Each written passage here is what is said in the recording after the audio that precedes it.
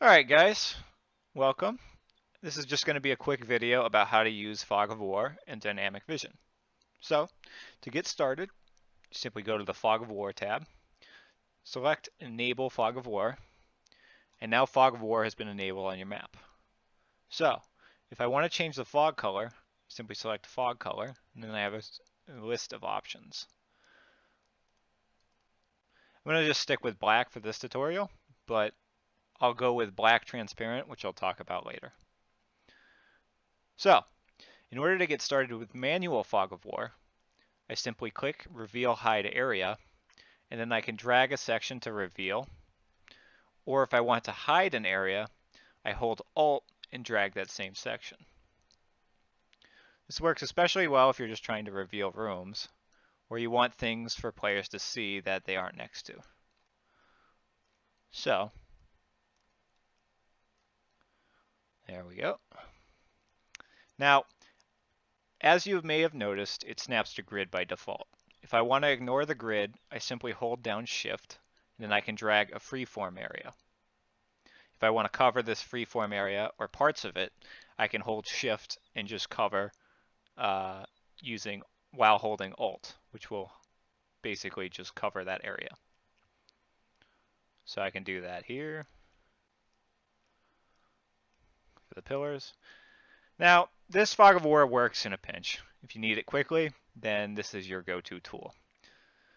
If, however, you want to add some more interesting Fog of War, that's where Dynamic Vision will come into play.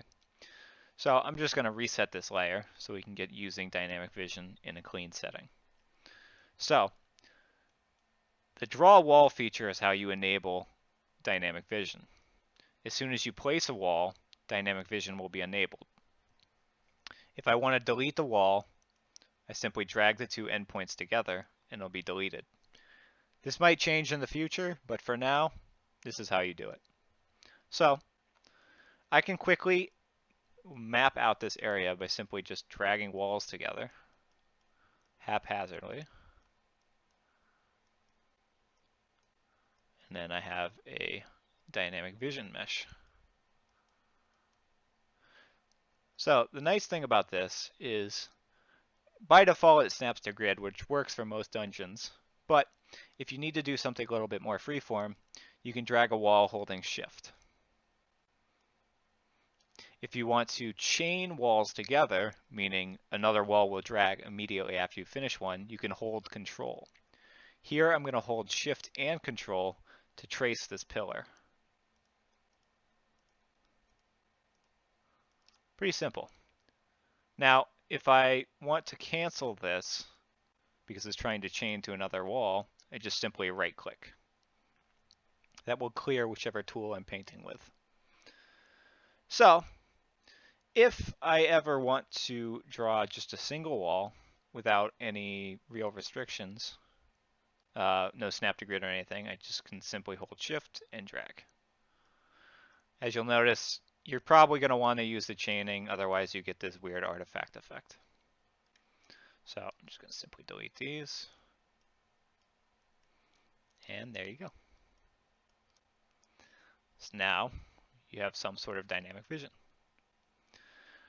Now, an important thing to know about these is that each wall is independent based on the layer. So if I switch to the trap layer, I can draw walls that only rely on this layer.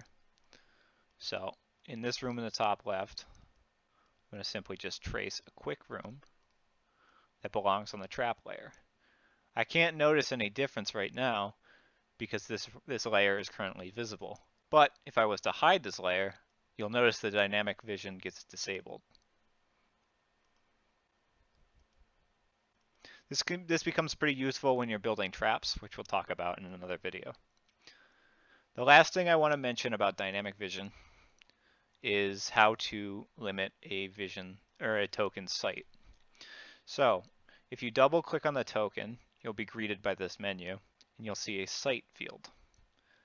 Whatever sight field you enter will dictate how far they can see. This is scaled based on the map, which we'll talk about in another video. But you'll see I can actually limit how much a person sees at one point. to give an even better understanding of how the dynamic vision works. All right, cool. So that's about it for this video. There's not a whole lot to the dynamic vision other than drawing and tracing maps. So I hope it helped, and I'll be doing more of these videos. So if you want to see more videos covered on GM Forge, go ahead and comment down below. Thanks for watching.